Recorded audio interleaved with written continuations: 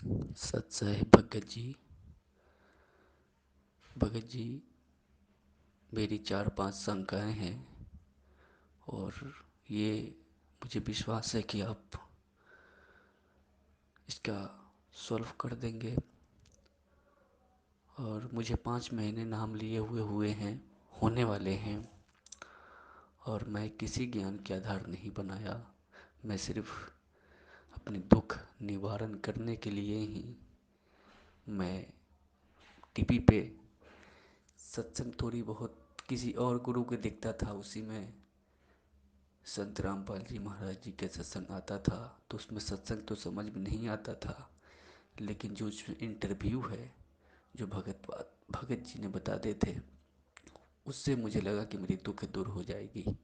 और मैं किसी ज्ञान का आधार नहीं बनाया और मैं गया मुंडका आश्रम। मैं दिल्ली से बोल रहा हूँ, मैं मुंडका में गया, नाम लिया। और जब मैंने संघ का समाधान का वीडियो देखा तो मुझे पैरों से ज़मीन खसक गई। मुझे समझ में नहीं आई कि मैं क्या करूं, मैं कहाँ फंस गया। बंदी छोड़ सतगुरु रामपाल जी महाराज जी की जय हो। सत्साहिब भगत जी, बड़े भैया, दुखी होने की कोई जरूरत नहीं है। जो सच्चाई आपको आज पता चली है वो सच्चाई परमपिता परमेश्वर सतगुरु रामपाल जी महाराज जी के आशीर्वाद से हम सत्सेवक पिछले 5 वर्षों से संगत में बताने की कोशिश कर रहे हैं, और इसमें कोई बड़ी बात नहीं है।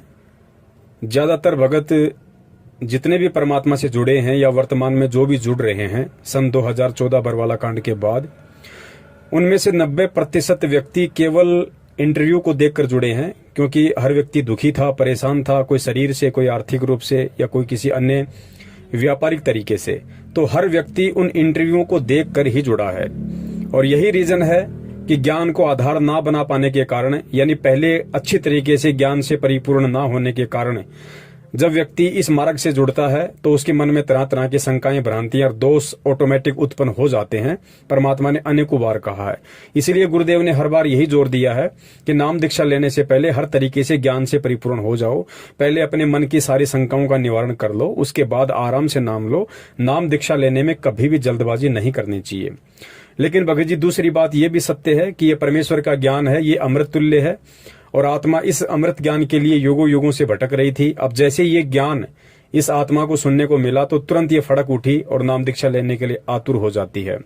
जल्दबाजी में आप लोगों ने नाम दीक्षा ले ली, ठीक है भगत जी, गलती आप लोगों की नहीं है, लेकिन जहां पे आप नाम दीक्षा लेने जाते हो या गए, ये जिम्मेदारी उन लोगों की बनती थी कि वो लोग आपको पहले सारी बातें बताएं कि भगत जी आप कब से सत्संग सुन रहे हो, आप कितना परमात्मा के ज्ञान को समझ पाए हो, और ये इस तरह की परमात्मा के नियम हैं, मर्यादाएं हैं। कहीं ऐसा तो नहीं कि नाम दीक्षा लेने के बाद जब आपके सामने इस तरह की कोई घटना आए या इस तरह की कोई परिस्थिति आपके सामने उत्पन्न हो, उस समय आप इस नाम को रख पाएंगे या नहीं रख पाएंगे। तो ये सारी बातें नाम दीक्षा केंद्र वालों को पहले ही भगत से पूछनी चाहिए।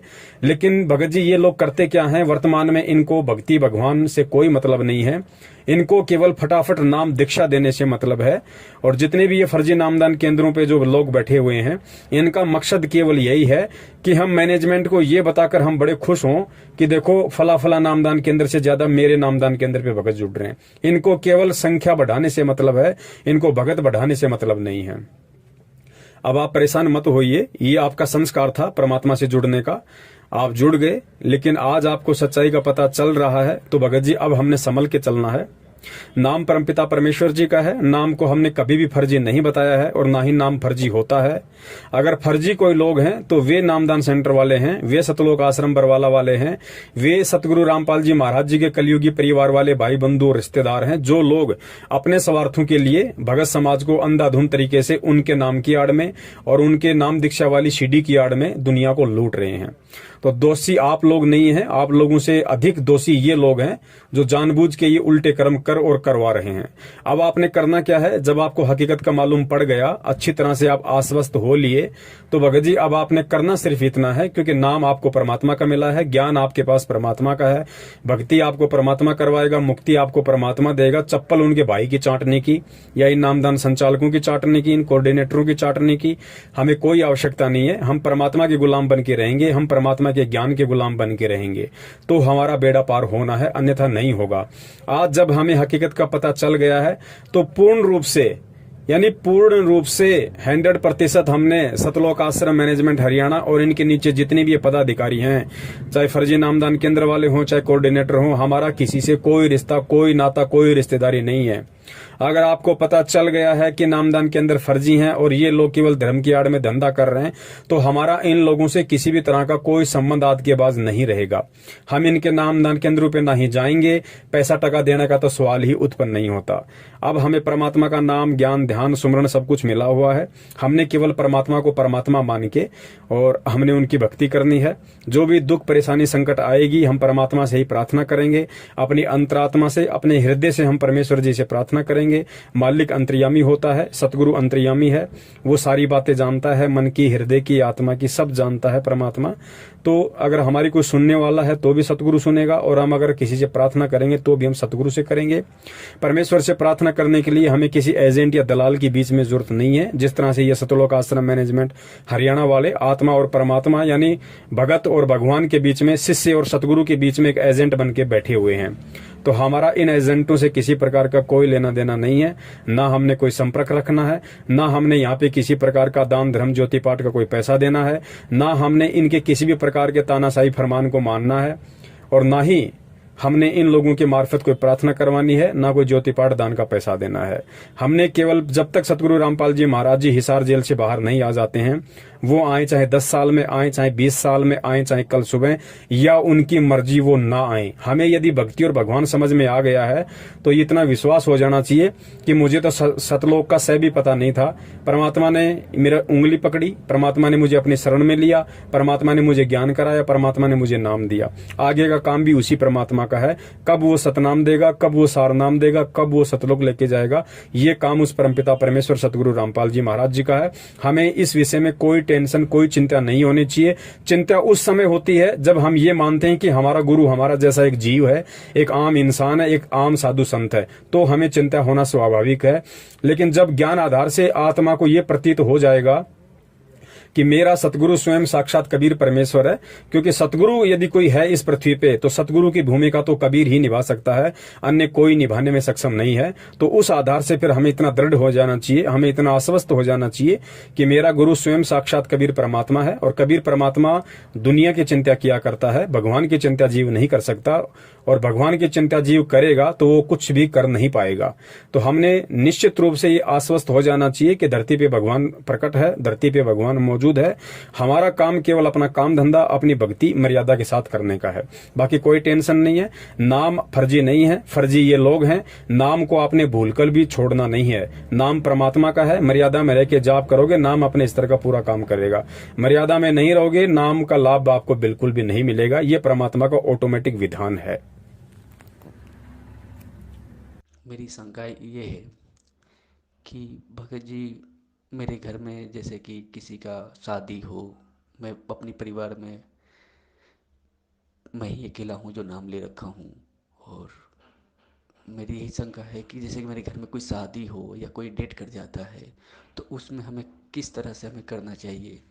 अब जैसे शादी है, कोई कहता है कि हेल्प चाहिए, कोई कहता है शरीर से हेल्प चाहिए, पैसे से हेल्प चाहिए, कोई सामान से हेल्प चाहिए, तो क्या हम वो कर सकते हैं।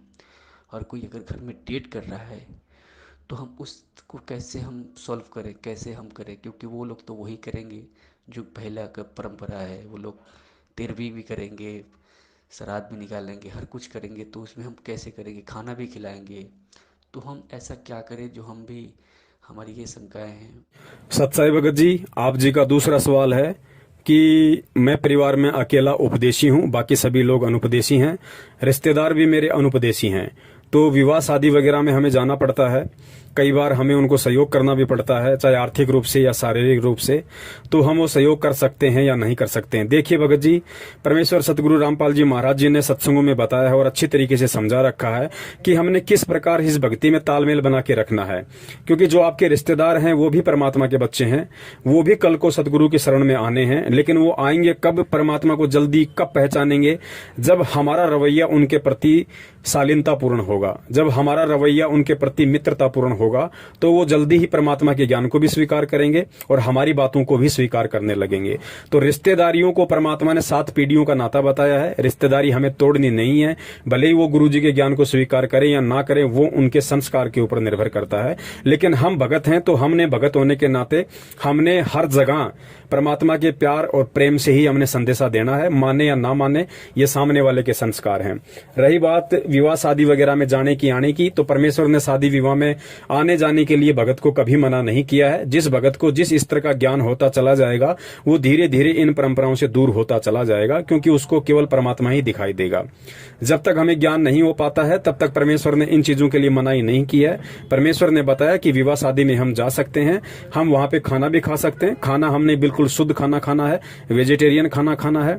खाना खाने की एवज में हमें लगता है कि मैंने 100 रुपए का खाया, 200 रुपए का खाया, उस एवज में हम वहां पे कन्यादान वगैरह भी कर सकते हैं। या फिर अगर किसी लड़के की शादी है, तो हम अन्य तरीके से हम उनकी मदद कर सकते हैं, ताकि वो भार हमारे ऊपर ना रहे। रही बात आर्थिक मदद की, तो भगत जी बिल्कुल हम रिश्तेदारी में आर्थिक मदद हम कर सकते हैं, ये गुरुदेव ने बताया है। लेकिन साथ में ध्यान ये भी रखना है, आर्थिक मदद करने से पहले आपने 1-2 बातों पर गहन विचार करना पड़ेगा। गुरुदेव ने बताया कि या तो आप किसी की आर्थिक मदद करना मत, और यदि आप किसी की 100, 50 लाख, 2 लाख, 10 लाख, जितने की भी आप उनकी आर्थिक मदद करते हो, तो वो पैसा देने से पहले आपको ये सुनिश्चित हो जाना चाहिए कि यदि कल को इस व्यक्ति ने मुझे पैसा वापस नहीं लौटाया, या ये व्यक्ति मुझे मना कर देता है, तो उस समय मुझे इस व्यक्ति से लड़ाई झगड़ा बिल्कुल भी नहीं करना है, कोई भी मुकदमा और केस पांगड़ा नहीं करना है। मुझे उस समय परमात्मा के ज्ञान आधार से अपने आप को टाइट रखना होगा, अपने आप को संभाल के रखना होगा। हम पैसा लेते समय यदि झगड़ा करेंगे, तो भगत जी हम भी टेंशन में, वो भी टेंशन में, ना हमारी भक्ति हो पाएगी, ना वो हमारे से खुश हो पाएगा, और वो व्यक्ति फिर परमात्मा के ज्ञान को स्वीकार नहीं कर पाएगा, क्योंकि उसे लगेगा कि ये संत रामपाल जी महाराज जी का चेला है, इसलिए इस तरह की हरकतें कर रहा है। तो पैसा दो, अवश्य दो, सहायता करो, लेन देन से यहाँ काम चलता है, उधार रूप में कोई दिक्कत नहीं है। लेकिन गुरुदेव ने बताया कि उधार देने से पहले अपने आप को टाइट रखना। भाई पैसे लेते समय किसी प्रकार का कोई मनमुटाव या झगड़ा नहीं होना चाहिए। यदि सामने वाला पैसा नहीं दे रहा है, तो आपने किसी भी प्रकार का झगड़ा नहीं करना है, कोई भी आदमी इकट्ठा नहीं करने हैं, किसी भी प्रकार का राग द्वेष अपने मन में नहीं पालना है। रही बात शारीरिक रूप से सहायता करने की, तो गुरुदेव ने एक सत्संग में स्पष्ट इस पर भी जिक्र किया हुआ है। गुरुदेव ने बताया यदि आपको अपनी बहन बेटी के यहाँ पे जाना पड़ जाए विवाह में, शादी में, तो परमात्मा ने बताया कि आप उनकी आर्थिक रूप से भी मदद करो उधार रूप में, और साथ में शारीरिक रूप से भी आप वहां उनकी मदद कर सकते हो। यदि वहां ऐसी कोई व्यवस्था उनके पास नहीं है, तो आप शरीर रूप से भी उनकी मदद कर सकते हैं, लेकिन बशर्ते हमने अपनी मर्यादाओं का पूर्ण ध्यान रखना है। परमात्मा ने मदद के लिए विवाह शादी में इसलिए छूट दी है, क्योंकि भगत जी विवाह शादी कोई धार्मिक अनुष्ठान नहीं होता है। अगर विवाह कोई धार्मिक अनुष्ठान होता तो परमात्मा उसमें जाने का भी मना करते हैं, क्योंकि धार्मिक अनुष्ठान में तो हमें सहयोग भी नहीं करना, वहां जाना भी नहीं है, ना हमने वहां पे खाना खाना है। लेकिन शादी कोई धार्मिक अनुष्ठान नहीं है, इसलिए हम वहां पे आर्थिक रूप से भी उनकी मदद कर सकते हैं और शारीरिक रूप से भी हम उनकी मदद कर सकते हैं। सच्चाई भगत जी, आगे आप जी ने बताया कि जैसे किसी का निधन हो जाता है, कोई शरीर छोड़ जाता है रिश्तेदारी में या परिवार में, तो हम क्या करें क्या ना करें। देखिए भगत जी, वैसे इसके बारे में विस्तृत रूप से सतगुरु रामपाल जी महाराज जी ने अपनी पवित्र पुस्तक ज्ञान गंगा के पेज नंबर 15 पर स्पष्ट रूप से मोटे मोटे अक्षरों में लिखा हुआ है। फिर भी दास कुछ बातें आपको उन्हीं के ज्ञान आधार से बता देता है। परमात्मा ने बताया कि दुख सुख में हमें सभी के यहाँ भागीदारी होना है, चाहे रिश्तेदार हो, चाहे ग्रामीण हो, चाहे आसपास का कोई हो। और कुछ परंपराएं ऐसी हैं उन लोगों की जिनमें हमने बिल्कुल भी सहयोग नहीं देना है, और हमारी जो क्रियाएं हैं, क्रिया मतलब जो मर्यादा गुरुदेव ने बताई है, उन मर्यादाओं में रह के हमने चलना है।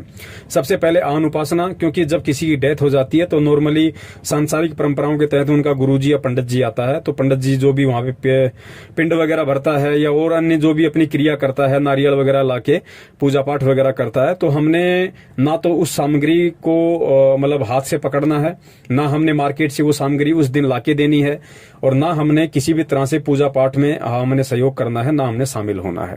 शामिल होने का मतलब ये होता है, अगर हमारे परिवार में किसी की डेथ हो गई तो रहें तो कि हम परिवार में बाहर तो जा नहीं सकते। शामिल होने का मतलब है पंडित जी के कहे अनुसार हमने ना वहां बैठना है, ना हमने अपने जो भी पंडित जी जो भी क्रिया करता है उस क्रिया में हमने भागीदार नहीं बनना वहां पे। इसके अलावा गुरुदेव ने बताया कि आप मरने वाले की अर्थी को कांदा दे सकते हैं, शमशान घाट तक आप उसको लेके जा सकते हैं। चिता के लिए लकड़ी वगैरह का भी प्रबंध हम कर सकते हैं, उसमें कोई दोष नहीं है। हम चिता को अग्नि भी दे सकते हैं। वो लोग जैसा भी बोलते हैं राम नाम सत्य है, सत्य बोले गत है, हम वो भी बोल सकते हैं, क्योंकि सही बात है कि राम का नाम ही सत्य है और सत्य बोलने से अर्थात उसके सत भक्ति मंत्रों का जाप करने से ही मोक्ष है। इसके अलावा हम लोग मंगलाचरण भी बोल सकते हैं, इसमें भी कोई दिक्कत नहीं है। और शमशान घाट में जाने के बाद जिस प्रकार पंडित जी पिंड वगैरह भरते हैं, उनके मुंह में घी डालते हैं और चिता को जब अग्नि लगाते हैं तो साथ साथ में उसके चक्कर लगाते हैं, तो वो क्रियाएं हमने नहीं करनी है, ना हमने उन क्रियाओं में किसी प्रकार का कोई सहयोग करना है। उसके बाद जो उनका मुख्य प्रोग्राम आता है 12 या 13 दिन बाद में, जिसको 13वीं बोलते हैं, जहाँ पे पंडित जी वगैरह बुलाते हैं, ये लोग गंगा जी वगैरह से जल वगैरह लाते हैं, मालाएं लाते हैं। तो उस दिन भगत जी, यदि हमारी रिश्तेदारी में कोई प्रोग्राम है या आड़ोस पड़ोस में कोई प्रोग्राम है, तो हमने उस दिन उस प्रोग्राम में बिल्कुल भी नहीं जाना, चाहे कोई कितना ही प्यारा क्यों ना हो, कितना ही यारा क्यों ना हो, क्योंकि ये सतगुरु का आदेश है, सतगुरु का वचन है। और यदि हम उस दिन वहां चले जाते हैं तो भगत जी वो एक तरीके से धार्मिक अनुष्ठान हो गया है, पाखंडवाद वहां चलेगा, तो हमने उस दिन वहां जाना भी नहीं है। जाने से वहां पे हमारा सहयोग माना जाता है और गुरु के वचन की अवहेलना हो जाती है। यदि हमारे परिवार में ही ऐसी कोई समस्या है तो हम जाएंगे कहां, रहना तो हमें वही है, लेकिन हमने उनकी उन आन उपासनाओं में, उन कुरीतियों में, उन पूजा पाठ में, हवन यज्ञ में किसी प्रकार का कोई सहयोग हमने नहीं करना है। खाना हम खा सकते हैं क्योंकि घर में है, तो खाना खाएंगे कहाँ, तो खाना वगैरह हम वहां पे खाएंगे रोजाना की तरह। हम तो अपना रोजाना का जो रूटीन है वही समझ के हम खाना खाएंगे। लेकिन वो लोग जो खाना बना रहे हैं उस दिन, जो लोगों को खिलाने के लिए या अपने पंडित जी को खिलाने के लिए 13वीं वाले दिन, तो हमने उस खाने में से उस दिन नहीं खाना भगत जी। अगर आपकी खाने की व्यवस्था नहीं है तो भले भगत जी एक टाइम भूखे रह जाना, कोई दिक्कत नहीं है। यदि आप अलग से खाना बना के खा सकते हैं तो बहुत अच्छी बात है, वो आप अपना खा सकते हैं। तो इस प्रकार कुछ बातें हैं जिनसे हमने बचना पड़ेगा, कुछ चीजें ऐसी हैं जिनका हमने सीधे रूप से संघर्ष करना पड़ेगा, क्योंकि भगत जी भक्ति में संघर्ष होता है और संघर्ष हम करेंगे तभी हम दृढ़ होंगे और तभी हम परमात्मा के दिल में जगह बना पाएंगे। और जब हम भगत होकर संघर्ष नहीं करेंगे तो भगत जी ये कुरीतियां समाप्त नहीं हो सकती, फिर ये ऐसे ही चलती रहेंगी। तो परमात्मा इसीलिए हमें इनका विरोध करने के लिए कहते हैं कि बच्चों, जब तक तुम ये ज्ञान लेके, इतनी समझ लेके, जब तुम इन कुरीतियों से, इन पाखंडवाद से, इन फालतू की परंपराओं से पीछे नहीं हटोगे, संघर्ष नहीं करोगे, तो अन्य तो फिर इनसे पीछे हटने की सोच भी कैसे सकते हैं। तो इस प्रकार से हमने भगत जी, यदि किसी का निधन हो जाता है, यदि कोई मर जाता है, तो हमने इस प्रकार अपनी रहनी करनी वहां पे करनी है, इस प्रकार की हमने क्रियाएं वहां पे करनी है। और जैसे भगत जी फैक्ट्री में मैं काम करता हूँ, तो वहाँ पे मालिक का एक रूल है कि वहाँ पे मंदिर लगा रखा है देवी देवताओं को, तो उसने अपने तो सामने आके पूजा करता है और जो लेबर है उनको कहता है कि तू पीछे हाथ जोड़ के खड़े हो जाओ। तो हम कहें कि हम तो हाथ नहीं जोड़ सकते हैं, तो उन्होंने बोला क्यों? हमने कहा गुरु जी की गुरु जी का आदेश नहीं है। तो ऐसा कौन सा गुरु है जो तुम्हारा पूजा से मना करते हैं? हमने कहा कि देखिए, पूजा और साधना में बहुत अंतर है। हमें इसी भगवान की साधना करते हैं, इनकी मंत्र जाप करते हैं, पूजा नहीं कर सकते हम। तो बहुत कोशिश की है, तो उन्होंने कहा कि कोई बात नहीं, पूजा नहीं कर सकते, दूर खड़े हो जाओ। तो वहाँ पे खड़े हैं, तो कोई मुझे दोस्त तो नहीं है। और एक शंका ये है कि जैसे आज 2-4 दिन में दिवाली आने वाली है, तो उसमें मालिक कुछ पैसे भी देंगे, कुछ सामान भी देंगे, मिठाइयाँ भी देंगे, तो क्या वो ले सकते हैं? सत्साई भगत जी, आगे आप जी कह रहे हैं कि मैं जिस फैक्ट्री में काम करता हूं वहां का मालिक वहां पे कुछ पूजा पाठ करता है। पूजा पाठ वो स्वयं करता है, लेकिन पूरी लेबर को पीछे हाथ जोड़ के खड़े होने के लिए बोलता है। भगत जी देखिए, इसमें किसी प्रकार का कोई दोष नहीं है। सबसे पहले हमें इस ज्ञान को समझना पड़ेगा। भगत जी, हम उनकी कोई पूजा नहीं कर रहे हैं। पूजा वो फैक्ट्री मालिक कर रहा है, पूजा अन्य व्यक्ति कर सकते हैं, लेकिन हमें ज्ञान है इसलिए हम इनकी पूजा नहीं कर सकते। हम केवल इनकी साधना कर सकते हैं, और साधना भी हमें वही करनी है जो सतगुरुदेव जी ने शास्त्र अनुकूल तरीके से हमें बताई है।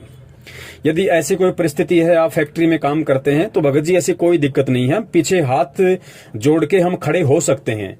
ब्रह्मा विष्णु महेश जी, माता जी या देवी देवताओं के आगे हाथ जोड़ने से कोई दोष नहीं है किसी प्रकार का, क्योंकि पवित्र गीता जी में सतगुरु रामपाल जी महाराज जी ने पढ़ाया है कि देवी देवताओं को नमस्कार किया जाता है और तत्वदर्शी संत को दंडवत प्रणाम किया जाता है। यदि हमसे देवी देवताओं को दंडवत प्रणाम करने के लिए कहा जाए तो हमने बिल्कुल नहीं करना है, लेकिन हाथ जोड़ के यदि नमस्कार करने के लिए कहा जाए तो हम सहर्ष कर सकते हैं। इसमें कोई दोष नहीं है, क्योंकि गीता जी परमात्मा का विधान है और परमात्मा कह रहे हैं कि देवी देवताओं को नमस्कार किया जाता है। तो नमस्कार करने में, हाथ जोड़ के खड़ा होने में ब्रह्मा विष्णु महेश के आगे कोई दिक्कत नहीं है। और वैसे भी कॉमन सेंस की बात है, जब हम सुबह सुबह या फिर जब भी दिन में हम मंत्र कार्ड लेके जब हम प्रथम मंत्र का जाप करते हैं तो भगत जी वही ब्रह्मा विष्णु महेश देवी और गणेश जी होते हैं। हम उनके आगे हाथ जोड़ के बैठते हैं और प्रथम मंत्र का जाप करते हैं। हाथ जोड़ने का मतलब है उनका सम्मान करना, उनका आदर करना। हाथ जोड़ना कोई पूजा में नहीं आता है। और वैसे भी भगत जी इस लोक की हमें जितनी भी सांसारिक सुख सुविधाएं प्राप्त हो रही हैं वो परमात्मा एक सिस्टम के तहत यानी ब्रह्मा विष्णु महेश जी के माध्यम से ही हमारे तक पहुंचवा रहा है। मान लीजिए आपके घर पे आपके फूफा जी, आपके जीजा जी आ रहे हैं, तो भगत जी क्या आप उनको हाथ जोड़ के नमस्कार नहीं करते? करते हैं ना। तो भगत जी एक बात बताइए, जब हम यहाँ एक दो कौड़ी के जीव जो रिश्ते में हमारा फूफा या जीजा या मौसा है, जब वो हमारे घर आता है तो हम उनको झुक के नमन करते हैं, हाथ जोड़ के नमस्कार करते हैं। तो ब्रह्मा विष्णु महेश भगत जी क्या उनसे छोटे हैं? क्या हमारा फूफा, हमारा जीजा ब्रह्मा विष्णु महेश से बड़ा है? भगत जी जब हम यहाँ के दो कौड़ी के जीवों को सम्मान और आदर की दृष्टि से हाथ जोड़ के नमस्कार कर सकते हैं, तो ब्रह्मा विष्णु महेश या देवी देवताओं को हाथ जोड़कर सम्मान देने से या उनका आदर करने से कोई दिक्कत नहीं है। आप जी चाहें तो उस समय पीछे खड़े होकर हाथ जोड़ के खड़े हो जाएं, कोई दिक्कत नहीं है। हाथ जोड़ के आप जी अपना प्रथम मंत्र चालू कर दें, सतगुरु का नाम लेके। सतनाम मिला है तो आप जी अपना सतनाम का मंत्र जाप कर दें, क्योंकि परमेश्वर भगत जी अंदर के भाव देखता है, बाहर की क्रिया नहीं देखता है। ठीक है, तो इसमें किसी प्रकार का कोई दोष नहीं है। और मकान मालिक या फैक्ट्री मालिक यदि आपको कहता है कि आप कहीं भी जाके बैठ जाइए, आप खड़े हो जाइए, तो इसमें कोई दोष नहीं है। आप जिस साइड में जाके भी खड़े हो सकते हैं। आप लेबर के साथ उसी लाइन में खड़े होके भी आप जी 5 मिनट का समय वहां पे अपने मंत्र जाप कीजिए। आपके समय का सदुपयोग होगा, आपको किसी प्रकार का उसमें कोई दोष नहीं है। सत्साई भगत जी, इसके बाद आप जी ने बताया कि फैक्ट्री मालिक, क्योंकि अब दीपावली आ रही है, होली आती है, मकर संक्रांति आती है, यानी कोई भी त्योहार आता है तो फैक्ट्री मालिक हमें मिठाई, पैसा या कुछ कपड़े वगैरह देता है, तो हम ले सकते हैं या नहीं ले सकते? देखिए भगत जी, हम फैक्ट्री मालिक के यहाँ पे काम करते हैं, हम वहां पे मजदूरी करते हैं और फैक्ट्री मालिक का यह हक बनता है कि वो हमें हमारी मेहनत का हर्जाना दे।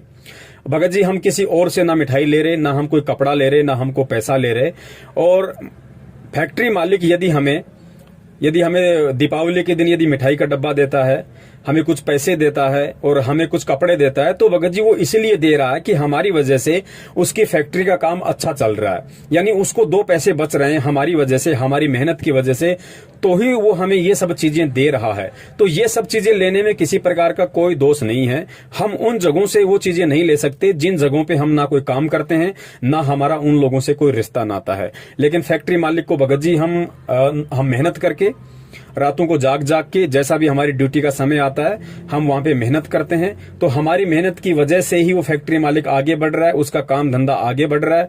तो वो अगर हमें उस एवज में यदि कुछ मिठाई, पैसे या फिर कुछ कपड़े वगैरह यदि त्योहार पे देना चाहता है तो भगत जी उसको लेने में कोई दिक्कत नहीं।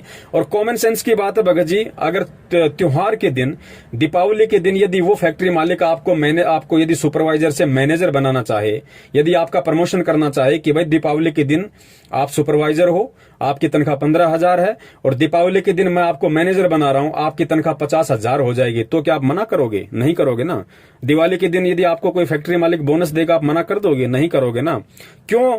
क्योंकि यदि वो आपको बोनस दे रहा है, आपको प्रमोशन दे रहा है, आपको मिठाई, कपड़े या कुछ भी दे रहा है, तो भगत जी वो इसलिए दे रहा है क्योंकि आप उसको कमा के दे रहे हो। तो आप अपने हक का ले रहे हो, आप अपनी नेक कमाई का ले रहे हो भगत जी। किसी आपने उनसे मांगा नहीं है और ना ही हमने उनसे डिमांड करनी है कि साहब दिवाली आ गई, हमें तो कपड़े चाहिए, हमें मिठाई चाहिए, हमें पैसा चाहिए, हमें प्रमोशन चाहिए।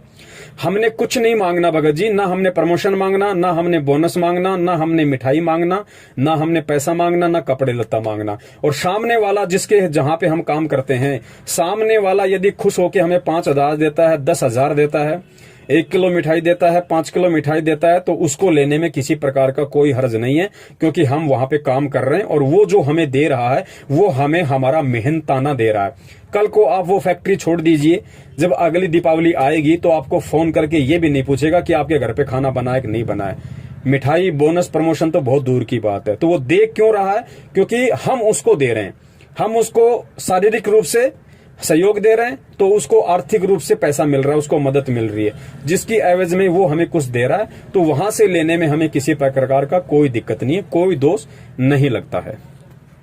भगत जी यही शंकाएं हैं। और एक शंका और है कि जैसे घर परिवार में हमारी प्रथम नाम में ले रखा हूँ और कोई परिवार में ले नहीं रखा है, तो मेरे घर में जहाँ पे जोत लगा रखा हूँ, दरबार लगा रखा हूँ और मैं किराए पे रहता हूँ, तो मेरे परिवार में सब कोई पीने खाने वाले हैं, मांस मछली खाने वाले हैं, पीने खाने वाले हैं। तो वहाँ पे मैं मना करता हूँ उनको कि आप लोग ऐसा मत करो, बिल्कुल मत करो। मैं बहुत मना करता हूँ, लेकिन मैं प्यार से ही मना करता हूँ, लेकिन वो लोग नहीं मानते हैं।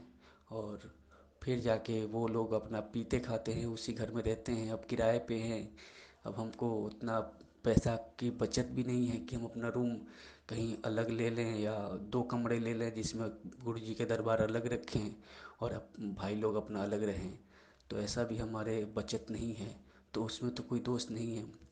और जैसे कि सिस्टर का शादी होने वाला है, तो उसमें जैसे कि पहले परंपरा तो यही है कि दहेज लेके ही शादी करते हैं लोग, लेकिन हम तो गुरु जी के शरण में हैं, तो हम तो नहीं दहेज ले सकते हैं, नहीं दे सकते हैं।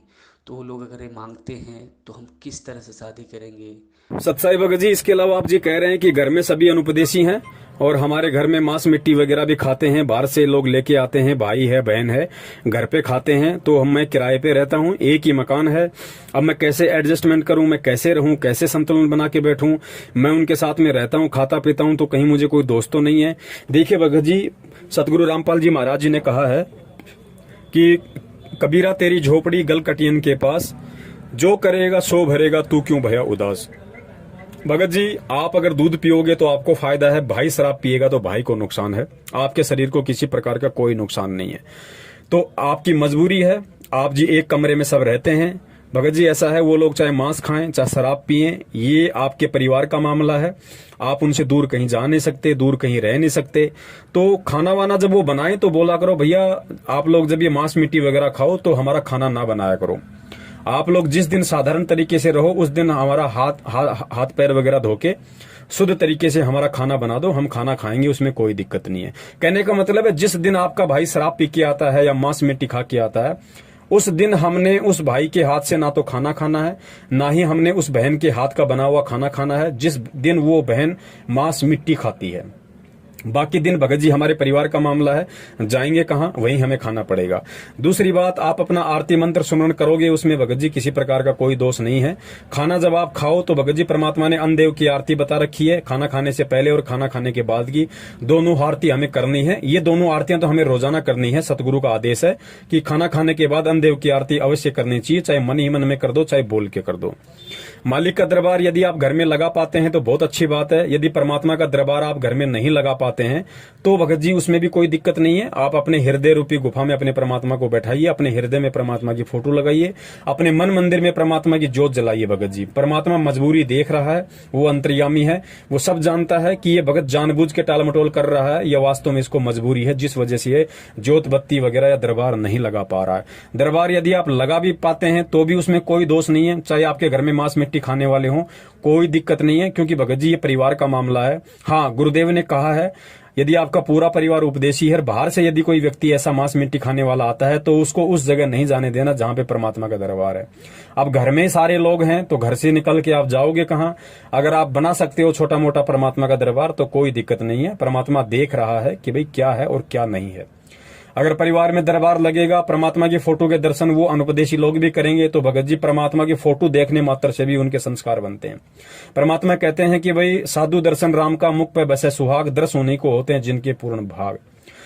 घर में यदि आप अपना आरती करोगे तो भगत जी आरतियों की जो वाणी है उसका भी असर उस परिवार पे पड़ता है। एक बहुत अच्छा मैसेज वहां जाएगा, उनके संस्कार बनेंगे भगत जी, उनको भी परमात्मा से जुड़ने की साल 6 महीने में प्रेरणा उत्पन्न होने लग जाएगी उन वाणियों की असर के कारण। तो यदि आप परिवार में यदि आप 3 टाइम की आरती कर सकते हैं, बहुत अच्छी बात है। नहीं कर सकते हैं तो आप अपना कान में लीड लगा के अपना काम करते करते कर लीजिए, अपना फैक्ट्री में आते जाते समय कर लीजिए। घर में भी आप कर सकते हैं कान में लीड लगा के, यदि घर वालों को आवाज अच्छी नहीं लगती है तो। और यदि उनकी तरफ से कोई प्रॉब्लम नहीं है तो आप सत्संग भी चलाइए घर में, धीमी धीमी आवाज में परमात्मा की आरती भी कीजिए। उन वाणियों के असर से भगत जी उनके भी संस्कार बनेंगे। ज्योत बत्ती यदि आप घर में नहीं कर सकते हैं तो कोई बड़ी बात नहीं। यदि आपको दिक्कत नहीं है तो आप अपना दीपक छोटा सा घर में परमात्मा के नाम का खड़ी बत्ती वाला देसी घी का लगा सकते हैं। लेकिन ध्यान रखें, जब तक कोई भी व्यक्ति परमात्मा से ना जुड़ा हो या कोई भी व्यक्ति परमात्मा से संकल्प दीक्षा ना लिया हो, तब तक कोई भी अनुपदेशी व्यक्ति परमात्मा की ज्योत बत्ती नहीं कर सकता है। भगत जी वही व्यक्ति करे जो व्यक्ति परमात्मा से या तो संकल्प नाम दीक्षा के माध्यम से जुड़ा हो या फिर परमात्मा से नामदान लेके जुड़ा हो। तो यहाँ हमें इस तरीके से रहनी करनी है। जो जैसा करेगा वो अपना पाएगा, आपको किसी प्रकार का कोई दोष नहीं है भगत जी। हम मार्केट में जाते हैं 4 दिन के लिए, 5 दिन के लिए कहीं बाहर जाते हैं, हम भगत जी ढाबे पे खाना खाते हैं। ढाबे पे लिखा है शुद्ध वैष्णव भोजन, हमें लगता है कि यहाँ पे बिल्कुल वेजिटेरियन खाना मिलेगा, आप वहाँ खाना खा लिए। आपको क्या पता कि जो रसोई में खाना बना रहा है उसने शराब नहीं पी रखी होगी, उसने मांस मिट्टी नहीं खा रखी होगी। आपको क्या पता कि वो लोग अपने लिए उसी होटल में मांस नहीं पकाते होंगे या शराब नहीं पीते होंगे। लेकिन हमने हमारे काम से मतलब है, हमने पैसे दिए, हम वहां से निकल गए, हमें कोई मतलब नहीं पीछे से कौन खा रहा है क्या पी रहा। हाँ, यदि हमें मालूम पड़ेगा कि इस आदमी ने पी रखी है या ये आदमी मांस मिट्टी खा रहा है, तो फिर हमने वहां पे भोजन पानी वगैरह का इस्तेमाल नहीं करना है। यही स्थिति अपने घर की है। अगर हमें नहीं पता है तो हम खाना खा सकते हैं उनके हाथ का। यदि हमें पता चल गया कि आज इस दिन इसने मांस खा रखा है या आज मेरे भाई ने शराब वगैरह पी रखी है, तो हमने फिर उनके साथ में खाना नहीं खाना। साथ में खाना खाने का मतलब एक थाली में खाना नहीं खाना, अलग अलग हमने थालियों का प्रयोग करना है। हमने किसी भी अनुपदेशी की जूठन का प्रयोग नहीं करना। जूठन से मतलब एक कटोरी में दोनों व्यक्ति सब्जी नहीं खा सकते हैं, और एक ही प्लेट में यदि चपाती रखी हो तो उस चपाती में उठा उठा के हर व्यक्ति नहीं ले सकता है। कहने का मतलब सबके बर्तन अलग अलग होने चाहिए, एक ही बर्तनों में हमें खाना नहीं खाना है। आपके परिवार वाले यदि मांस मिट्टी का यूज करते हैं और आपके लिए यदि खाना बनाते हैं तो उनको बोल दो भैया मेरा खाना थोड़ा आप लोग बर्तनों को साफ करके बनाया करें। यदि घर में मांस मिट्टी बनती है तो, यदि घर में मांस मिट्टी नहीं बनती है तो फिर किसी प्रकार की कोई दिक्कत नहीं है। तो इस प्रकार से आप जी अपनी रहनी करने को सुचारू रूप से कर सकते हैं, इसमें कोई दिक्कत नहीं है। यदि छोटी मोटी ऊंच नीच जाने अनजाने में हो भी जाती है तो परमात्मा समझता है, मालिक अंतर्यामी है कि भाई क्या मजबूरी है मेरे भगत के साथ में, क्या मजबूरी नहीं है। उस हिसाब से भगत जी हमें किसी प्रकार का कोई दोष नहीं लगता है, लेकिन कोशिश हमने हर संभव बचने की ही करनी है। सत्साई सत्साई भगत जी, आगे आप जी बता रहे हैं कि आपकी बहन की शादी होने वाली है, परिवार में सभी अनुपदेशी हैं, सामने वाले दहेज की डिमांड कर रहे हैं। भगत जी आप उपदेशी हैं, नियम परमात्मा के आपके ऊपर लागू हैं, बाकी परिवार वाले अनुपदेशी हैं, तो परमात्मा का कोई भी नियम उनके ऊपर लागू नहीं है। कहने का मतलब है यदि बहन की शादी है, आप बहन की शादी में भगत जी आप पैसा देके, जो भी आप अपना फैक्ट्री में काम करते हैं, जितना भी आप कमाते हैं, उस हिसाब से आप जी बहन की शादी में आर्थिक रूप से और शारीरिक रूप से मदद अवश्य कर सकते हैं। लेकिन ध्यान रखना भगत जी, हमने किसी भी प्रकार के पूजा पाठ वगैरह में शामिल नहीं होना है। घर वाले यदि कोई पंडित वगैरह का इंतजाम करते हैं, या घर वाले यदि अन्य किसी पूजा पाठ वगैरह के लिए, या फिर कोई कपड़ा लत्ता देने के लिए, या किसी प्रकार के लेन देन के लिए यदि कोई व्यवस्था करते हैं, भगत जी आपकी मजबूरी है, आपका एक मतलब ज्वाइंट आपकी फैमिली है और कमाने वाले केवल आप 1 या 2 हैं। आप जी पैसे से मदद कर सकते हैं क्योंकि उन व्यक्तियों को ज्ञान नहीं है, लेकिन आप केवल पैसे से मदद कर सकते हैं। बाकी अन्य किसी भी प्रकार की पूजा पाठ, हवन, लेन देन, जुआरी, टीका, तिलक, बात, इनमें आपने बिल्कुल भी सहयोग नहीं करना है। आप परिवार वालों को स्पष्ट रूप से बता दीजिए कि साहब देखिए मेरे हिस्से में जितना पैसा आता है बहन की शादी के लिए उतना आप मेरे से ले लीजिए। मेरे शरीर से जो मेहनत बन पड़ेगी, जो बाराती हैं, जो रिश्तेदार हैं, जिनको खाना खिलाना, चाय पिलाना, उनकी सेवा करना है, या फिर जो है मतलब ब्याह शादी वगैरह में खाना वगैरह बनवाना या बारात को जिमाना, जो भी है वो मैं करूंगा। लेकिन फालतू की जो परंपराएं हैं, जो रीति रिवाज हैं, लेना देना, तिलक निकालना, जुआरी करना, पैसे देना, पैसे देने का मतलब जैसे वो टीका निकालते हैं फिर 11-11 रुपए देते हैं, ये सारी बकवादें हमने बिल्कुल नहीं करनी है। ना हमने कोई टीका निकलवाना, ना हमने पैसा लेना, ना हमने जवारी रूप में पैसा देना। कपड़े लत्ते का लेन देन आपके परिवार वाले अपने स्तर पे करें। आप जी केवल आर्थिक रूप से उनको मदद कर सकते हैं। एक बार शुरू में बोल दीजिए कि भाई मेरे हिस्से में कितने आ रहे हैं या फिर मैं आपकी कितनी मदद कर सकता हूं, उस हिसाब से आप जी उनको पैसा वगैरह दे दीजिए। बाकी आपने किसी भी प्रकार की क्रियाओं में सहयोग नहीं करना है। जो पाखंड की क्रियाएं हैं, जो फालतू की क्रियाएं हैं, जिनका भक्ति मार्ग से दूर दूर तक कोई लेना देना नहीं है, और जो गुरुदेव ने हमें बता रखी हैं, उन क्रियाओं में हमने किसी प्रकार से उनका कोई भी सहयोग नहीं करना है। तो ये कुछ बातें हैं, इन बातों से हमने भगत जी बचना है और इन परंपराओं से हमने धीरे धीरे हटना है। अब ये भगत जी इनका असर क्या पड़ेगा? अब जैसे आप अकेले उस परिवार में उन पूजा पाठ, हवन में या किसी भी प्रकार के उनकी रीति कुरीतियों में, परंपराओं में सहयोग नहीं करेंगे, तो आपके परिवार में तो एक चर्चा का विषय है ही, साथ में रिश्तेदारियों में भी एक चर्चा का विषय बन जाएगा। भाई ऐसा क्या ज्ञान है, भाई ऐसा कौन गुरु है, हमारे गुरु तो मना नहीं करते, उनके गुरु क्यों मना करते हैं? तो एक तरीके से वहां पे परमात्मा की चर्चा चलेगी। अब थोड़ा थोड़ा होते होते बात जब आगे बढ़ती है तो लोग सोचने पे विवश होते हैं, लोग मजबूर होते हैं कि ऐसा क्या है, ऐसा क्या ज्ञान देते हैं इनके गुरुजी आखिर। तो उन लोगों की भी थोड़ी जिज्ञासा बनेगी जब हम दृढ़ होंगे, यानी हमारी दृढ़ता के कारण, हमारे संघर्ष के कारण एक विषय बना चर्चा का, और चर्चा का विषय बना तो फिर आदमी चिंतन करने के लिए सोचता है। भगत जी चिंतन करेगा तो फिर उसको गुरु जी का सत्संग सुनना पड़ेगा या पुस्तक पढ़नी पड़ेगी, तो धीरे धीरे वो लोग भी इस तरह से परमात्मा के विषय में सोचने लगेंगे, परमात्मा से जुड़ने का विचार करने लगेंगे जब उनके समझ में आएगा। तो इस तरीके से भगत जी हमने बचना है और अपनी भक्ति को बचा के रखना है। सत साहिब। और भगत जी एक शंका ये है कि मैंने जब नाम लिया गुरु जी से तो मेरे अंदर बहुत ही ज़्यादा, जब मैं यूट्यूब पे सत्संग देखने लगा तो इसमें ये आने लगा कि गुरु जी जेल में कैसे गए। मैंने, क्योंकि नाम लेने से पहले तो मैं देखा नहीं कि गुरु जी जेल में क्यों गए, इसका कारण क्या है। तो जब मैंने सत्संग में जब दिखने लगा गुरु जी के ऊपर इतना आरोप लगा है, गुरु जी ये ये किए हैं, वो किए हैं, ऐसे हैं, वैसे हैं, तो मेरे मन में बहुत शंकाएं आने लगी। तो गुरु जी के प्रति बहुत दोष आ गई, बहुत दोष आ गई। तो अब तो मुझे पता भी चल गया है कि अभी लोग जो नामदान वाले हैं ये तो फर्जी हैं। तो मेरा तो लग रहा है खंड हो गया है। तो मैं कैसे मैं इसको शुद्धि करूं, कैसे मैं इसको वो करूं, मुझे थोड़ा सलूशन बताइए।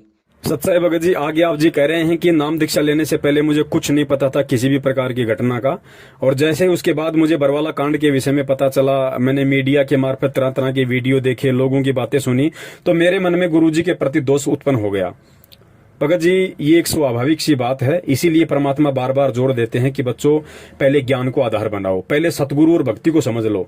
जिस व्यक्ति ने अपने सतगुरु को समझ लिया, उस व्यक्ति को चाहे दुनिया कितना ही उसके ऊपर गंदगी डाल दे, चाहे कितनी गंदगी उसके गुरु के ऊपर डाल दे, वो व्यक्ति जिंदगी में डगमग होने की तो बात तो छोड़िए, अपने सतगुरु के प्रति मन में 1% शंका भी पैदा नहीं कर सकता है, जो ज्ञान समझ के, ज्ञान पे दृढ़ होके जो भक्ति से जुड़ता है। फिर भी भगत जी चलिए कोई बात नहीं, ये कलयुग है और जल्दबाजी में आप जी जुड़ गए, बहुत सारी आत्माएं जुड़ी हैं मीठे मीठे इंटरव्यू देख के, और अब आप कह रहे हैं कि मेरे मन में इस तरह से दोष उत्पन्न हो गए थे। भगत जी कोई बात नहीं, परमात्मा कहते हैं कि हमको इस काल भगवान ने कितनी गंदगी में लपेट रखा है, और जब छोटा बच्चा बार बार लेटरिन करता है, सारे कपड़े खराब कर लेता है, खुद भी खराब हो जाता है, तो माँ उससे नाराज नहीं होती, माँ फिर से उसको नहलाती है, उसको धुलाती है, नए कपड़े पहनाती है। 5 मिनट बाद बच्चा फिर से लेटरिन कर देता है, फिर से बाथरूम कर देता है, वो माँ उसको मारती नहीं, फिर से उसको नहलाती है, फिर से उसको साफ करती है। माँ को पता है कि नादान है, धीरे धीरे समझदार होगा तो सारी चीजें समझने लग जाएगा।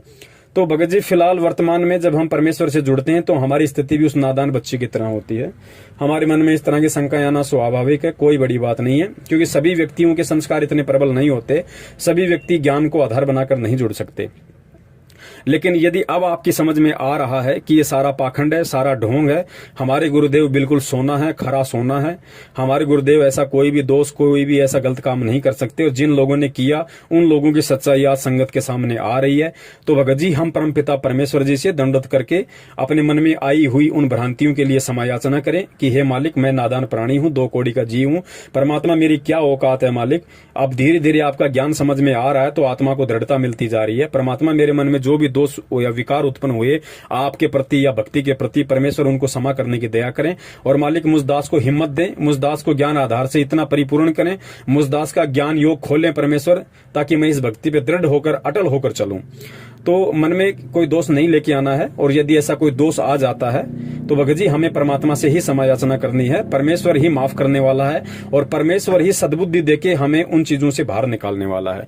तो ऐसी कोई बड़ी बात नहीं भगत जी, इस तरह के दोष आ सकते हैं क्योंकि मीडिया बहुत ज्यादा मिर्च मसाला लगा के पेश करती है, और जो जगत वाले गुरु जी से ईर्ष्या रखते हैं वो भी बहुत नमक लूण मिला के और इन बातों को आगे बढ़ा चढ़ा के पेश करते हैं, तो शंकाएं हो जाती हैं। लेकिन ध्यान रखना, हमने भक्ति नहीं छोड़नी है, भगवान से अविश्वास नहीं करना है, क्योंकि ये परमात्मा है, बड़ी मुश्किल से हाथ लगा है भगत जी, अब की बार हमने धोखा नहीं खाना है। सत साहिब। और भगत जी एक बात यह है कि मेरी शादी नहीं हुआ है, और कभी कभार मुझसे हस्त मिथुन हो जाती है, और गंदी गंदी विचारें आती हैं, इससे मुझे हस्त मिथुन हो जाती है। भगत जी यही मेरा सबसे बड़ी एक मतलब कि एक गंदी आदत की तरह है ये। मैं क्या करूँ? मुझे इस मैं तो समझ रहा हूँ कि इससे भगवान की कहीं मर्यादा खंड होती होंगी, तो मुझे बहुत ये डर है अंदर। तो भगत जी आप थोड़ी सी इसकी सलूशन मुझे बताएं। और मैं फ़ोन करता था तो आप नहीं उठाते हैं, क्योंकि मैं भी समझता हूँ कि आप भी कितना फ़ोन उठाइएगा, लाखों आदमी हैं, लाखों आदमी के मन में शंकाएं हैं। तो ऐसे ही मेरा सलूशन मेरा हो पाएगा। सत साहिब जी। बंदी छोड़ सतगुरु रामपाल जी महाराज जी की जय हो। सतसाई भगत जी, आगे आप जी कह रहे हैं अपनी पर्सनल प्रॉब्लम के विषय में। भगत जी देखिए, दास यदि चाहता तो आपकी इस पर्सनल प्रॉब्लम को आपको पर्सनल तरीके से भी शेयर कर सकता था, लेकिन दास को परमात्मा ने जो प्रेरणा की, क्योंकि भगत जी ये जो मजबूरी है या ये जो आदत है, जो डेड हैबिट है, ये केवल आपकी अकेले की नहीं है। सतगुरु रामपाल जी महाराज जी से नाम दीक्षा लेने के बाद में हजारों की तादाद में ऐसे हमारे भगत भाई हैं जो अभी शरीर से युवा हैं, जिनकी शादियां नहीं हुई हैं, वो ज्ञान को अभी इतना नहीं समझ पाए हैं, और इस तरह की गंदी आदत हो सकता है उनके अंदर भी हो। तो परमात्मा ने प्रेरणा की, इसलिए दास सार्वजनिक रूप से ये बात यहाँ पे बताने जा रहा है। और भक्त जी ये भक्ति मार्ग है, यहाँ पे कोई शर्मा शर्मी का कोई काम भी नहीं है, क्योंकि परमेश्वर ने अंड पिंड ब्रह्मांड सारा ज्ञान अपने बच्चों को दे रखा है। देखिए भगत जी, हस्त मैथुन की जो आदत है या फिर रात्रि में जो आपको सौपन दोष वगैरह आ जाता है, देखिए भगत जी इसके एक दो कारण है। पहला कारण तो ये कि भगत जी हम अच्छी तरीके से परमात्मा के ज्ञान पे दृढ़ नहीं हो पाते हैं, हम परमात्मा को परमात्मा नहीं मान पाते हैं, जिस कारण से हमारे मन में किसी भी बहन बेटी के प्रति, किसी भी युवा या सुंदर लड़की के प्रति इस तरह की भावनाएं जब हमारे अंदर आ जाती हैं, तो जाहिर सी बात है भगत जी हमारे को रात्रि में फिर उसी तरह के विचार अनुकूल फिर हमारे को जो है सौपन आते हैं, और सौपन में फिर सौपन दोष हो जाता है। एक जाहिर सी बात है। तो हमें कोशिश करनी है परमात्मा के ज्ञान आधार से, और परमेश्वर ने बार बार हमें जो पाठ पढ़ाया है हमें उसका अनुसरण करना है कि भाई इस भक्ति मार्ग में आने के बाद परमात्मा कहते हैं कि पर नारी को देखिए बहन बेटी के भाव, कहे कबीर काम नाश का यही सहज उपाय। जब तक हम दूसरे की बहन बेटियों को अपनी बहन बेटी की तरफ से नहीं देखेंगे, और दास तो ये निवेदन करता है भगत जी, हमने केवल अपनी बहन बेटी की नजर से ही नहीं देखना, क्योंकि इस दुनिया में ऐसे ऐसे दुष्ट लोग हैं जो अपनी बहन बेटियों के साथ भी इस तरह के कुकर्म कर डालते हैं। तो इससे थोड़ा और ऊपर उठकर हमने उन सभी बहन बेटियों को, हमने सतगुरु रामपाल जी महाराज जी की आत्माएं देखना है, रामपाल जी महाराज जी की बहन बेटियां देखना है। तो जाहिर सी बात है फिर इस तरह के दोष एक भगत के मन में नहीं आएंगे, और धीरे धीरे यदि आते भी हैं तो आना वो बंद हो जाएंगे, क्योंकि जब ज्ञान हो जाएगा कि हम सब आपस में असली, हम लोग रियल सिस्टर ब्रदर हैं। सतलोक में हम सभी भाई बहन थे, हम सब भाई बहन हैं। इस काल लोक में आके इसने किसी को किसी की बेटी बना दिया, किसी को पत्नी बना दिया, किसी को माँ बना दिया। बाकी रियल में हम सभी एक परमात्मा की आत्माएं हैं, ना हम पुरुष हैं ना हम स्त्री हैं, हम केवल आत्मा है, और हम एक ही उस परमात्मा के संतान हैं। तो हमें जब इस चीज का ज्ञान आधार से ज्ञान होगा तो भगत जी इस तरह के दोष सौते हमारे मन में आना धीरे धीरे बंद हो जाएगा, और हमने कोशिश भी करनी पड़ेगी, थोड़ा संघर्ष भी करना पड़ेगा। देखो विचार आना भगत जी एक स्वाभाविक सी बात है। आपके मन में यदि किसी औरत को देख के या इस तरह से यदि कोई बहन बेटी को देख के यदि ऐसा कोई विचार आ जाता है, या कोई मूवी फिल्म वगैरह या इस तरह का कोई भी सीन वगैरह देख के जो आप ना चाहते हो फिर भी आपके आंखों के सामने आ गया, और यदि इस तरह का सीन वगैरह देख के यदि आपके मन में इस तरह की भावनाएं आ जाती हैं, क्योंकि भगत जी आजकल तो मोबाइल भी एक ऐसी चीज है, हम जैसे यूट्यूब सर्च करेंगे ना चाहते हुए भी, भले हम गुरुजी का सत्संग देखें, लेकिन गुरुजी का सत्संग जैसे ही हम लोग देखेंगे किसी भी यूट्यूब चैनल पे, तो ना चाहते हुए भी 2-4 सेकंड के ऐसे ऐड आ जाते हैं जो बिल्कुल अश्लील होते हैं, घटिया होते हैं। और मैं तो यहां तक कहूंगा कि कुछ लोगों ने संत रामपाल जी महाराज जी के सत्संगों को डाल डाल के अपने यूट्यूब चैनल पे, और यूट्यूब चैनल्स को उन्होंने मोनोटाइज करवा रखा है, यानी उन्होंने कमाई का जरिया करवा रखा है। कमाई का जरिया मतलब उन्होंने अपने चैनल को मोनोटाइज करवा रखा है, उनको पैसे मिलते हैं, पैसे की वजह से कंपनी उनके ऊपर ऐड लगाती है। अब भगत जी हम गुरुजी के सत्संग सुनने के लिए उस चैनल को ओपन करते हैं, सोचते हैं किसी भगत भाई का चैनल है, और जैसे ही हमने चैनल को ओपन किया तो भगत जी उस पर अर्धनग्न होकर लड़कियां डांस कर रही हैं, फिर अश्लील भाषा यूज करते हुए चुटकुले आ रहे हैं। तो मेरा उन सभी भाई बहनों से निवेदन है जो सतगुरु रामपाल जी महाराज जी के भगत हैं और जिन्होंने यूट्यूब पर अपने चैनल बनाकर गुरुजी के वीडियो सत्संग डाल रखे हैं, बहुत अच्छी बात है, लेकिन मैं प्रार्थना करूंगा कि आप गुरुजी के नाम से आप जो चैनल बनाते हैं या जिन चैनलों पर आप गुरुजी का सत्संग डालते हैं, मेरी प्रार्थना है आप उनको कमाई का जरिया ना बनाएं। आप उनको कमाई का जरिया ना बनाएं, क्योंकि इस तरह करने से कंपनी उस पर ऐड लगाएगी, क्योंकि कंपनी अपना ऐड लगाएगी तभी तो कंपनी आपको पैसे देगी मोनेटाइज करने के बाद में। तो आप उसको मोनेटाइज ना करें और आप परमेश्वर के ज्ञान को ही चलने दें। भाई रोजी रोटी की चिंता ना करें। जिस परमात्मा ने आपको भजन दिया है, भोजन की चिंता उसकी है, भोजन का प्रोग्राम उसने पहले ही करके भेजा हुआ है। तो आप जितने भी भगत भाई बहन हैं जिन्होंने अपने यूट्यूब चैनलों को कमाई का जरिया बना रखा है, वो उसको वहां से हटा लें। दास की प्रार्थना है, बाकी आपकी अपनी मर्जी, आपके अपने विचार। तो भगत जी, सोपन दोष आना ये एक सामान्य सी प्रक्रिया है। युवा शरीर होता है, तरह तरह के विचार भी उत्पन्न हो जाते हैं, लेकिन हमने ज्ञान आधार से धीरे धीरे इन पे कंट्रोल करना पड़ेगा। एकदम से कंट्रोल नहीं हो पाते हैं। और ऐसी परिस्थितियां यदि हमारे सामने आ जाती हैं, मन में ऐसा किसी के प्रति कोई दोष हो जाता है, तो भगत जी दोष उत्पन्न होना कोई बड़ी बात नहीं है, लेकिन हमने उस दोष को कंट्रोल करना है, क्योंकि कंट्रोल करने के लिए ही परमात्मा ने सत्संग दिए, परमात्मा ने तत्व ज्ञान दिया है कि हम उस पर कंट्रोल करें। मान लीजिए हमारा बेवजह किसी से झगड़ा हो जाता है, सामने वाला बेवजह हमें गालियां निकालता है, मारने पे उतारू होता है, तो जी तो हमारा भी करता है कि हम भी दो रख दें उसके गाल पे, हम भी झगड़ा कर दें। लेकिन फिर परमात्मा ने सत्संग में क्या बताया कि बेटा आवत गाड़ी एक है, उल्टा होए अनेक, कहे कबीर ना उल्टी रहे एक की एक, जो तो को काटा बोवे ताको बोतु फूल है, और तोहे फूल के फूल हैं, वाको हैं त्रिशूल। तो फिर हमने यहाँ पे परमात्मा के उस ज्ञान को आधार बनाना पड़ेगा, वरना गुरुजी ने कहा है कि जैसा वो कर रहा है तत्व ज्ञान से अपरिचित होने के कारण, और यदि तू भी तत्व ज्ञान से परिचित होने के बाद उसके जैसे ही क्रिया करेगा, उसके साथ लड़ेगा, झगड़ेगा, कसेगा, तो फिर मंद बुद्धि प्राणी, फिर तेरे में उसमें क्या अंतर हो गया? फिर तेरा ये तत्व ज्ञान लेने का, सतगुरु धारण करने का, सत्संग सुनने का फायदा क्या? फिर तो ये 7 ज्ञान का मुकदमा है, चाहे रोज करो दिन में, फिर वैसे ही आप दुखी होते रहोगे, वैसे आप परेशान होते रहोगे। तो परमात्मा ने भागा भगत को सहन करना पड़ेगा, भगत को संघर्ष करना पड़ेगा, भगत को सहन करना पड़ेगा। भगत को गुरुदेव ने सूरमा की उपाधि दी है, सूरवीर की उपाधि दी है। और आध्यात्मिक मार्ग में भगत जी सूरवीर उसको कहते हैं जो ज्ञान आधार से संघर्ष करता है, जो प्रेम और अहिंसात्मक रूप से अपनी लड़ाई लड़ता है, और जो सहन करता है, जो सहन करता है वो भक्ति मार्ग का सूरमा है भगत जी। तो हमने भक्ति मार्ग का सूरमा बनना है और परमात्मा को बना के दिखाना है, क्योंकि परमात्मा चाहते भी ये हैं कि जब तक तुम भक्ति के सूरमा नहीं बनोगे तब तक तुम मुझे प्राप्त नहीं कर पाओगे। तो भगत जी अगर इस तरह के मन में दोष हमारे आते हैं तो भगत जी हम केवल सत्संगों से ही उनका निवारण कर सकते हैं। ज्यादा से ज्यादा हम परमात्मा के सत्संग वगैरह सुनने की कोशिश करें, परमात्मा के शब्द वाणियां सुनने की कोशिश करें, फिर जो जो परमेश्वर ने वाणियों में, शब्दों में, सत्संगों में कहा है हम उस पर विचार करने की कोशिश करें, फिर हम उस पर अमल करने की कोशिश करें, और अंततः हमें उस पर चलना पड़ेगा। रही बात भगत जी हस्त मैथुन की, तो हस्त मैथुन भगत जी थोड़ा सा दिक्कत है, क्योंकि गुरुदेव ने वैसे भी सत्संगों में स्पष्ट रूप से कहा हुआ है, और ज्ञान गंगा पुस्तक में जहां परमात्मा नियमों का जिक्र करते हैं तो उन नियमों के जिक्र में परमेश्वर ने स्पष्ट रूप से कहा हुआ है वीर्य पतन के विषय में, कि जो लोग हस्त मैथुन करते हैं, जिनकी आदत थोड़ी सी गंदी है, उनके विषय में परमात्मा ने कहा है कि बच्चों, जैसे एक किसान होता है, और एक सफल किसान, एक सभ्य किसान उसी को कहा जा सकता है जो अपने खेत में बीज डालता है। और वही किसान यदि उस बीज को किसी बंजर जमीन में डाले या किसी कुरड़ी वगैरह में डाले, किसी गंदी जगह पे उस अनमोल बीज को डालेगा, तो वो किसान सभ्य किसान या जो है एक मतलब अच्छे विचारों वाला किसान नहीं कहा जा सकता है। उसको मालूम होना चाहिए कि यदि खेत में बीज डालेंगे तो कुछ फसल होती है पैदा, उसका कुछ यूज है।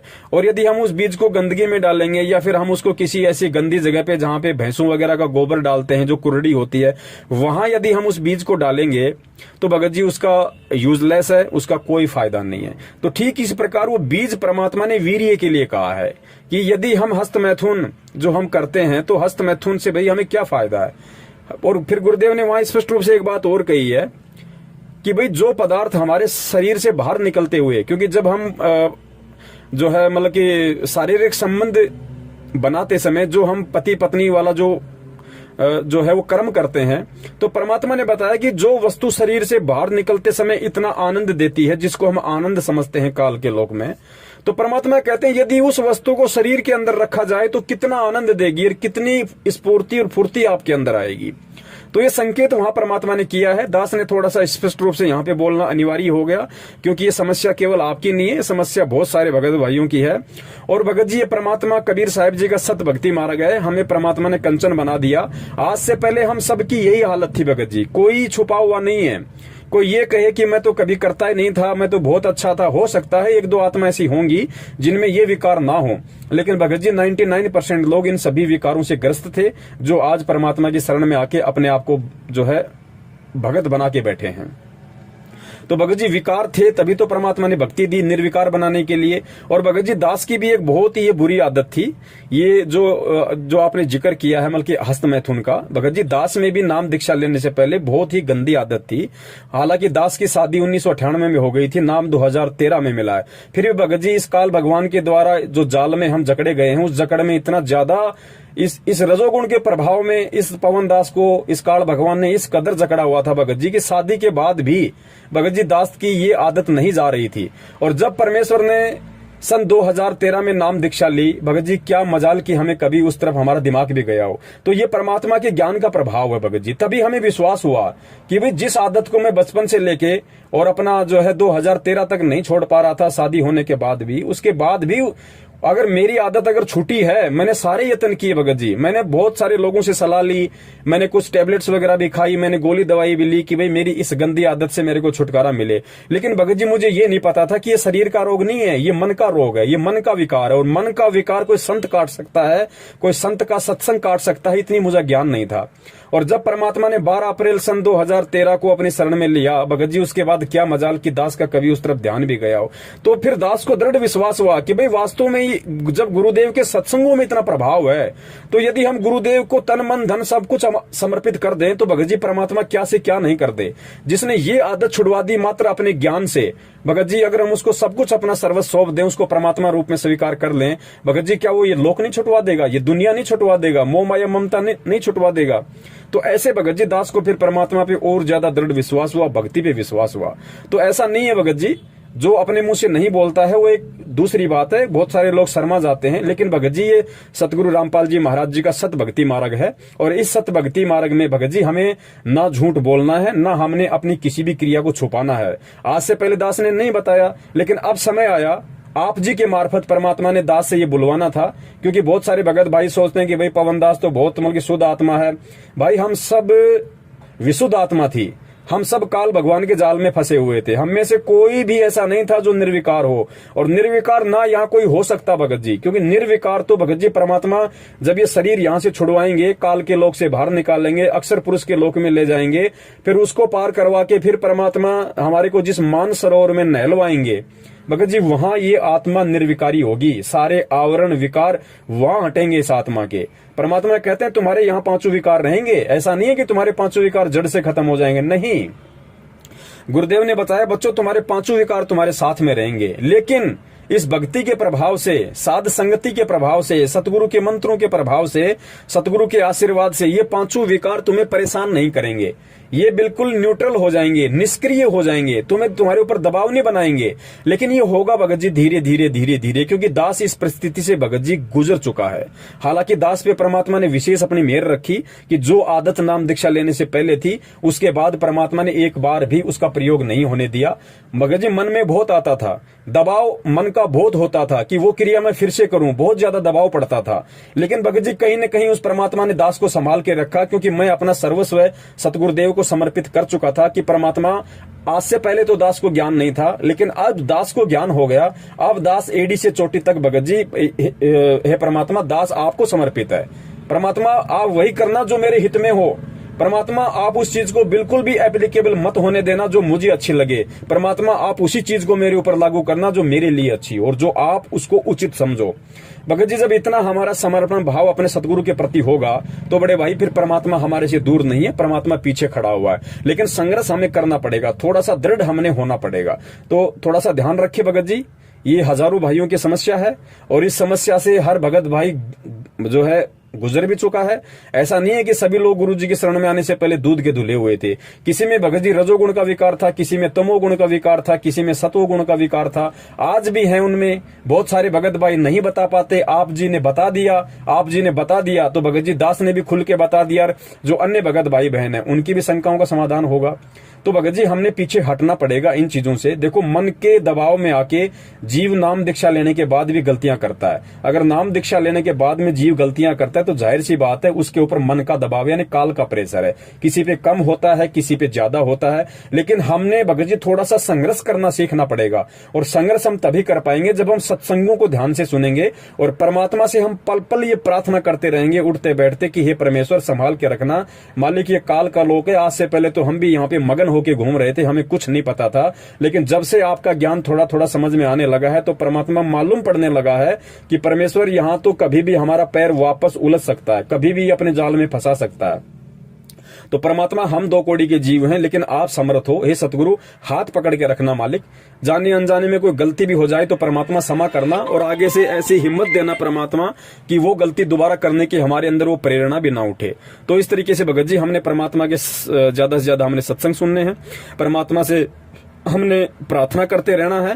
और जब हम परमात्मा के दिए गए मंत्र उनके सत भक्ति को समय पे करते रहेंगे और अच्छे भक्तों की संगति में हम रहेंगे, क्योंकि देखो भगत जी साध संगति का बहुत ज्यादा फर्क पड़ता है। अगर आप गुरु जी के सत्संगों के साथ साथ यदि आप ऐसे भक्तों के संपर्क में रहो जिनके विचार परमेश्वर के अनुरूप हैं, तो भगत जी इस तरह की बातों के लिए मन में कोई बकवाद रहती ही नहीं है। और गुरुजी ने तो बता रखा है कि भाई जब तुम सत्संग सुनो, सत्संग सुनने से मन हट जाए तो परमात्मा का कोई शब्द सुन लो, शब्द सुनने से मन हट जाए तो अपना मंत्र कर लो, मंत्र से मन हट जाए तो अपनी आरती रमैनी कर लो, आरती रमैनी से मन हट जाए तो अपने किसी भगत भाई के पास बैठ जाओ या अपने किसी भगत भाई से मोबाइल पे बात कर लो। अब ये समस्या कुछ दिनों की है भगत जी, ज्यादा दिनों की समस्या नहीं है, क्योंकि वर्तमान में भगत जी साध संगति नहीं हो पा रही, सत्संग भी लोग इतने नहीं सुन पा रहे, और उसके बाद साध संगति तो हो ही नहीं रही। साध संगति होती है परमात्मा के बच्चे इकट्ठे हों, परमात्मा को भोग लगे, ज्ञान चर्चा हो, परमात्मा का सत्संग सुने। लेकिन वर्तमान में भगत जी सत्सेवक ही परमात्मा के वो बच्चे हैं जो असल में जिनको साध संगति कह सकते हैं। और सत्सेवक भी भगत जी आपको पता है कि वर्तमान में कितना संघर्ष कर रहे हैं परमात्मा के बच्चों को समझाने में। हमारी पारिवारिक समस्या भी है, आर्थिक समस्या भी है, सांसारिक समस्याएं हैं। तो फिलहाल हमने भगत जी गुरु जी के सत्संगों को ही सबसे बड़ी संगति बनाना पड़ेगा, और यथासंभव हो सके जो अच्छे भगत हों, जो सत्सेवक हों, उनकी हम संगति में रहें। सतलोक आश्रम मैनेजमेंट हरियाणा जो भक्तों को इकट्ठा करता है सत्संग के बहाने, वो साध संगति नहीं है। वहां तो ज्यादा विकार उत्पन्न होते हैं, क्योंकि वो लोग सत्संग के बहाने भीड़ इकट्ठी करते हैं, वो फिर अपना मनमाना आदेश गुरु आदेश में पारित करते हैं। वो तो वहां तो दोहरा नुकसान है भगत जी। तो कोशिश करें गुरु जी के सत्संगों से लगे रहें और परमात्मा से हम प्रार्थना करते रहें। और इस तरह का विकार जब भी हमारे मन में आना हो तो भगत जी हम मालिक के सत्संगों को याद करें कि परमात्मा क्यों सत्संग सुनाते हैं। ये विकार छुटवाने के लिए, ये बुराइयां छुटवाने के लिए ही तो परमात्मा यहाँ पे सत्संग करने आए हैं। सत्संग से परमात्मा हमें साफ करना चाहते हैं। तो भगत जी हमें भी अपने आप को साफ करवाने की इच्छा होनी चाहिए। और संघर्ष भगत जी इस भक्ति मार्ग में है, तो संघर्ष हमें भगत जी करना पड़ेगा। और एक बार जब हमें बाउंड्री पार कर जाएंगे भगत जी, फिर दोबारा से काल इतना प्रेशर नहीं डालेगा। तो जो भी गलती आपसे हो गई हो कैसी भी, आप उसके लिए परमात्मा को दंडित करके क्षमा याचना करें। अपने घर पे, अपने ऑफिस में, कहीं भी मालिक अंतर्यामी है। हृदय से, आत्मा से यदि आप अपनी गलती का पछतावा करते हुए परमात्मा से आप यदि माफी मांगेंगे, प्रार्थना करेंगे, तो भगत जी परमेश्वर अवश्य माफ करते हैं। और आगे हम परमात्मा से यही प्रार्थना करें कि हे परमपिता परमेश्वर, मैं ठहरा दो कोड़ी का जीव, मेरी मालिक कोई औकात नहीं है, मुझे बचाने वाले आप हो परमात्मा, और आगे भी मुझे आप ही बचाओगे। मैं आपकी शरण में हूं परमेश्वर, मेरा बुरा आपके हाथ में, मेरा अच्छा आपके हाथ में। तो भगत जी जब इतने भाव हमारे परमात्मा के प्रति हो जाएंगे तो पहली बात तो ये ऐसे विकार करने की हमारे अंदर जिज्ञासा नहीं होगी। और यदि काल प्रेशर से यदि ऐसा हो भी रहा होगा तो परमात्मा अपनी आत्मा को किसी न किसी तरीके से कोई ना कोई कारण बनाकर भगत जी अवश्य उस परमात्मा को परमात्मा संभालता है। बंदी छोड़ सतगुरु रामपाल जी महाराज की जय हो। सत साहिब।